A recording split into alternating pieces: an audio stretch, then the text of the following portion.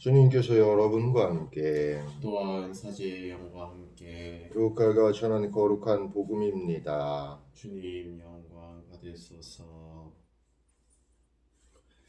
그때 군중이 점점 모여들자 예수님께서 말씀하시기 시작하셨다. 이 세대는 악한 세대다. 이 세대가 표징을 요구하지만 요나 예언자의 표징밖에는 어떠한 표징도 받지 못할 것이다. 요나가 니네베 사람들에게 표징이 된 것처럼 사람의 아들도 이 세대 사람들에게 그러할 것이다. 심판 때에 남방 여왕이 이 세대 사람들과 함께 되살아나 이 세대 사람들을 단죄할 것이다. 그 여왕이 솔로몬의 지혜를 들으려고 땅끝에서 왔기 때문이다. 그러나 보라, 솔로몬보다 더 큰 이가 여기에 있다. 심판 때에 니네베 사람들이 이 세대와 함께 다시 살아나 이 세대를 단죄할 것이다. 그들이 요나의 설교를 듣고 회개하였기 때문이다. 그러나 보라, 요나보다 더 큰 이가 여기에 있다.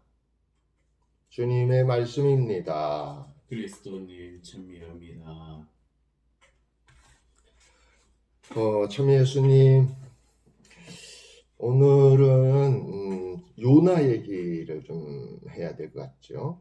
복음에서 예수님께서 요나에 비유해서 이렇게 말씀하셨듯이 이제 독서도 요나의 이야기를 듣게 됩니다. 물론 이제 요나 이야기 전체를 하기에는 좀 그렇습니다만 오늘 요나는 니네베에 가서 이제 40일이 지나면 니네베가 무너진다. 이제 이렇게 얘기를 했는데 뭐 그 중간에 뭐 에피소드가 있습니다. 근데 그 요나서는 워낙 좀 분량이 적기 때문에 아마 오늘 그냥 한 30분? 30분? 1시간? 뭐 그 정도는 읽을 수 있는 아마 이제 그런 분량입니다. 그래서 오늘 혹시 시간이 되신 분들은 한번 요나서를 처음부터 끝까지 한번 읽어보시는 것도 도움이 될 거라고 생각하고요. 어쨌든 요나는 이 니네베에 가서 나흘이나 걸릴 정도로 하니까 사실은 굉장히 큰 당시에는 도시였습니다. 고대 아시리아의 뭐 수도였다고도 알려지기도 했는데 어쨌든 이 큰 도시에 가서 이 요나가 한 일이라고는 하루 길을 걸어 들어갔으니까 이제 한 중간쯤 들어가서 한 얘기가 이제 40일이 지나면 니네베는 무너진다 이렇게 이제 선언을 하고서 말았다 뭐 그렇게 얘기가 듭니다. 이제 사실 이런 거 하나 얘기했는데도 불구하고 이 니네베 사람들은 뭐 높은 사람에서부터 낮은 사람까지 너 늙은이 젊은이 할 것 없이 모두 이제 참회를 하고 회개를 시작했다 이제 그런 얘기를 하는 거죠.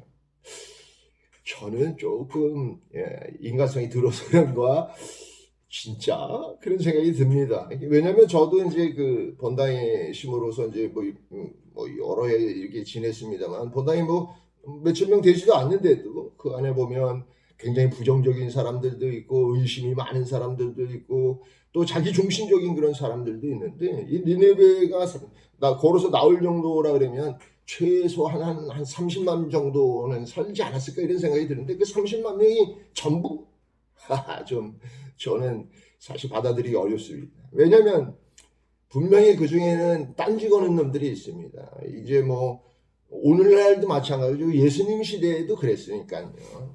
니네베가 이렇게 얘기를 했다고 하더라도 좀 쓸데없는 소리를 한다. 또 미친놈이 나타났구나. 늘 하던 놈들이 그렇지 뭐 이렇게 이제 반응할 수 있기 때문입니다. 그런데 어떤 사람들은 비전이 있는 사람들은 영적인 사람들은 또 항상 자기 자신이 무언가를 추구하던 사람들은 이 요나의 이야기를 듣고 스스로 이제 생각해 보게 됩니다.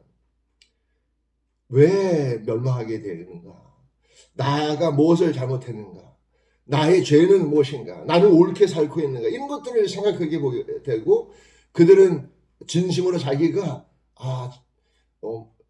꿈꿨던 또 자기가 추구했던 삶에서부터 얼만큼 벗어났는지를 깨닫게 되고 그래서 이제 뭐 베옷을 입고 죄를 뒤집어 쓰고 이제 참회를 하게 되는 것이죠. 물론 이제 니네베 임금은 한술 더 떠서 뭐 짐승들까지도 막 갸루옷을 입히고 막 이제 그래라고 그랬는데 어쨌든 그만큼 이 통해의 태도를 강력하게 보여주고 있는 것이죠. 사실 그 중에 어떤 놈은 40일 동안 다른 사람들은 자롯을 뒤집어 쓰고 참회를 하는 동안 어떤 놈들은 집에 처박혀서 술이나 먹으면서 자기 부인 괴롭히고 가서 술 사와라 뭐 안주 사와라 막 그랬을지도 모릅니다. 근데 40일이 지났는데 어떻게 돼? 아무 일도 없잖아요. 그러니까 봐봐. 자식이 저 쓸데없는 소리 하고 있었던 거야. 그런데 사실은 그렇지 않죠. 실제로는 니네베는 멸망당할 위기에 놓였지만 대부분의 많은 사람들이 회심하고 회개하고 그리고 용서를 청했기 때문에 멸망당하지 않은 거예요. 그런데 어떤 놈들은 그냥 지멋대로 살다가 덕분에 구원받은 것이죠. 예수님이 보여주신 요나의 기적밖에 없다는 이야기도 비슷한 이야기가 아닐까 싶어요. 사실 예수님이 와서 말씀하셨을 때 저 같으면 말이죠. 예수님이 지금 나타나서 만일 우리에게 이야기하신다면 모든 사람들이 다 그를 따르고 믿을 것 같은데 그렇지 않았다는 거죠. 오늘날도 마찬가지고요. 그럼에도 불구하고 예수님 보고 사기꾼이다. 요한한테는 뭐라 그러더니 예수님한테는 먹보요 술꾼이요 막 이런 거예요. 그런데 실제로 예수님이 오셨기 때문에 우리 인류는 우리가 맛보지 못한 멸망을 피한 것일 수도 있다는 뜻이죠. 예수님께서 우리와 함께 하시기 때문에 우리가 어쩌면 닥쳐야 할 어려움을 극복했을 수도 있다는 거예요. 저는 이제 이 코로나 이런 사태를 보면서도 그런 생각이 듭니다. 우리가 정말 올바로 잘 살았는가? 우리가 하느님을 믿는 사람들이, 예수님을 따르는 사람들이 제 몫을 다 했는가? 그런 생각이 들어요. 만약 우리가 그랬다면 이런 거 모르고 지나갔을 수도 있는 건데. 지금 제가 이제 가끔 이렇게 자주는 아닙니다만 이제 이렇게 사이트 인터넷 이렇게 이제 보고 댓글도 이렇게 보고 그러면 막 이제 그 신천지 관련돼서 이제 싸잡아서 종교는 다 편이라는 둥 도청에서 다 쓸데없다는 둥 막 이제 이런 얘기가 막 이렇게 써 있는 걸 보면 속상해요. 왜냐면 우리가 우리 몫을 다 못 채웠기 때문에 이런 사단이 나지 않는가.